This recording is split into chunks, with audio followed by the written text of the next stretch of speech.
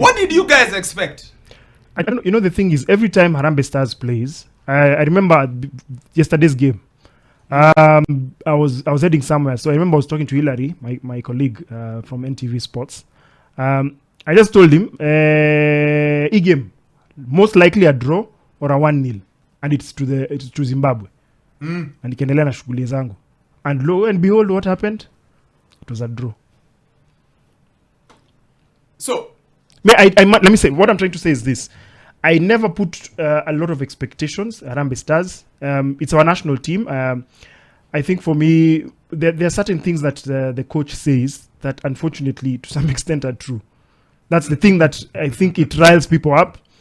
And until we come to that realization, I think also the problem is usually how it's packaged, but it's the bitter truth. Some of the things he says, some would say it's disrespectful, some would say it's like you're within the system and you're calling it out and you're saying X, Y, Z instead of trying to find a solution per se. But for me, I personally think, unfortunately, some of the things he says are true. And I usually my expectations when it comes to the national football team are not high per se. It's just and that's the problem, because I've always said this, they're consistent in being inconsistent.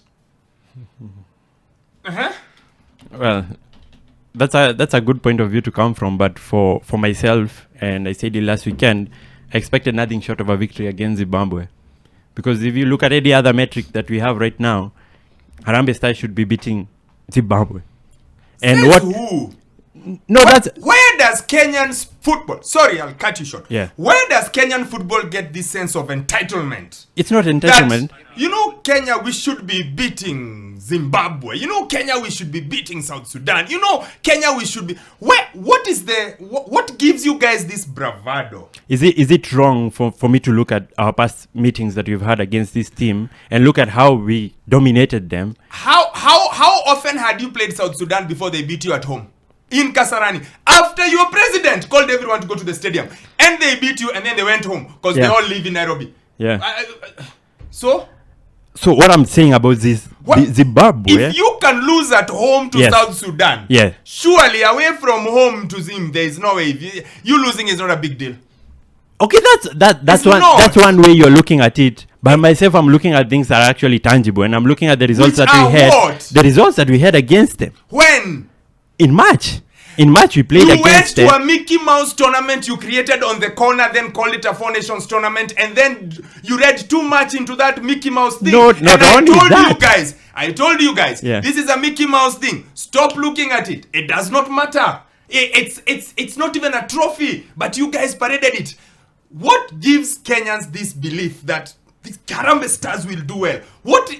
What do we base it on? Is it our past success? Is it our current success? Is it what we did? What is it? That before we get into the game, I just want to understand why. So that's one of the reasons is that we played against them and we won against them. And actually our head-to-head record is actually very good against this Zimbabwe team. Probably not a very good metric, but we are also above them in the FIFA rankings, right? So everyone would assume that we're actually better than them. The FIFA rankings are just a marketing tool. We have established that for many a year. And the context is that this is a Zimbabwe team that actually came on from a ban. We and also came from a ban. Why are you feeling like you haven't come from a ban? But think about how many matches that we've played in friendly matches, man. I counted yesterday. We played almost 9 matches in friendlies since last year, building up to this. I really would like young Kenyan journalists. First of all, it's just a matter of time. You'll cross over to our side. Bernard and I have been doing this for a while. We know why our expectations are never here. We know. So you will over in a few years, maybe 4 or 5. Unless something really profound happens. It's not gonna change. You will cross over. So you will understand why Bernard approaches everything with Harambee Stars with a measure of, you'll get it. You'll get there. So we wait for you on this side. Okay.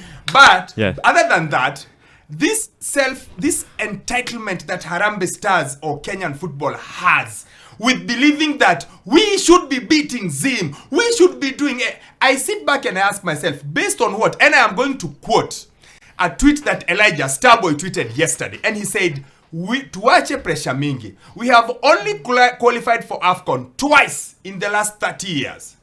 Twice.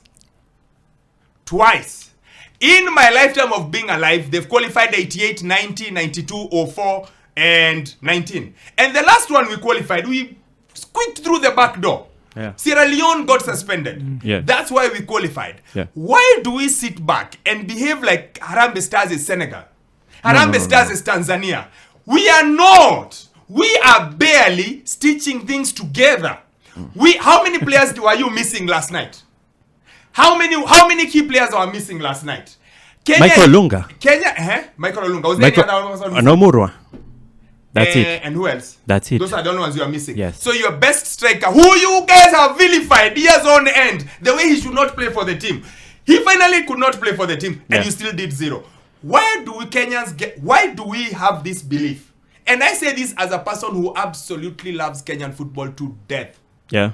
But I am also a realist. I don't go into this make-believe world where Harambee Stars should be winning every game. I don't. And I don't think that's the case. I don't think that's the case. We play home away from home. We have beaten. Tell me the Kenyan wins over the last 1 year. In the 9 friendlies, who have we beaten? We've beaten Pakistan. Mm-hmm. We've beaten Qatar. Mm-hmm. We've beaten Seychelles. Mm-hmm. And that's it.